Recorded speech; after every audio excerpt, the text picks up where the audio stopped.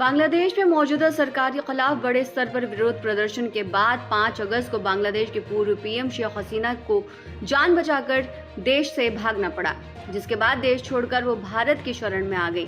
लेकिन अब लग रहा है कि भारत के दुश्मनों ने बांग्लादेश के साथ देश की अच्छी दोस्ती को निशाना बनाने की ठान ली है। पाकिस्तान अब बांग्लादेश में सरकार का तख्ता पलट होने और देश में मौजूदा संकट का फायदा उठाने की पूरी कोशिश करता दिख रहा है।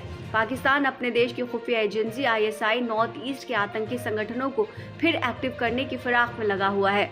इसके लिए वो असम मेघालय बॉर्डर का इस्तेमाल करेगा। अनुमान लगाया जा रहा है कि जिस साजिश के चलते शेख हसीना को गद्दी से हटाकर देश छोड़ने पर मजबूर किया गया था, उसके पीछे पाकिस्तानी जमात का रोल बहुत बड़ा है।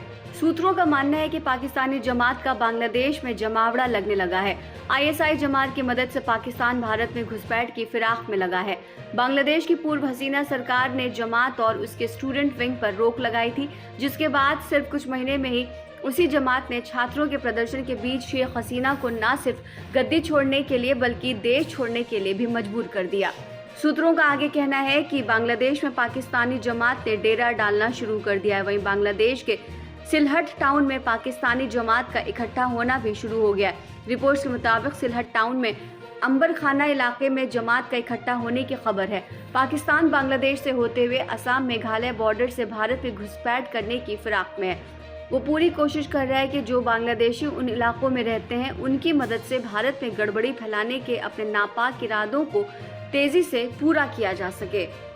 ऐसा पहली बार नहीं है कि जब पाकिस्तान भारत के पड़ोसी देशों का सहारा लेकर यहां घुसने की कोशिश कर रहा है। इससे पहले भी पाकिस्तान ये कोशिशें करता रहा है, लेकिन अब वो बांग्लादेश में मौजूदा हालात का फायदा उठाकर उसे एक होम ग्राउंड के तौर पर भारत के खिलाफ इस्तेमाल कर लेना चाहता है। साथ ही खुफिया रिपोर्ट्स का कहना है कि अब पाकिस्तान जमात की मदद से पूर्वोत्तर के राज्यों में दशकों से हाशिए पर पहुंच चुके उग्रवादी संगठनों पर भी नजर है। ISI जमात के जरिए चीन की मदद से इन उग्रवादी संगठनों को हवा दे सकती है। बांग्लादेश में रिजिम चेंज के ऑपरेशन में पाकिस्तान का हाथ होने की खबरें अब पुष्ट हो गई हैं कि कैसे ISI ने इस पूरे खेल को रचा है। पाकिस्तान के 2 टुकड़े होने के बाद से ही वो बांग्लादेश में उस दल को निशाना बनाने के लिए लंबे वक्त से साजिश रच रहा था और अब वो शेख हसीना की सरकार का पतन कर काफी हद तक सफल हो गया।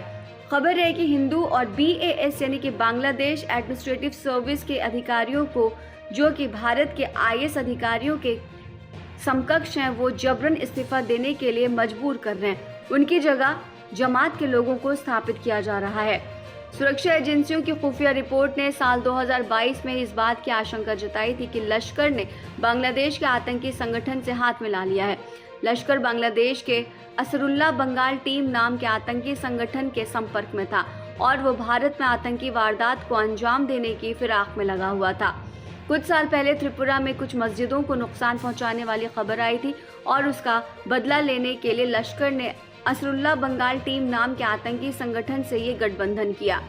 वो त्रिपुरा हिंदू बहुल इलाके में आतंकी वारदात को अंजाम देने के लिए घुसपैठ करने की फिराक में था।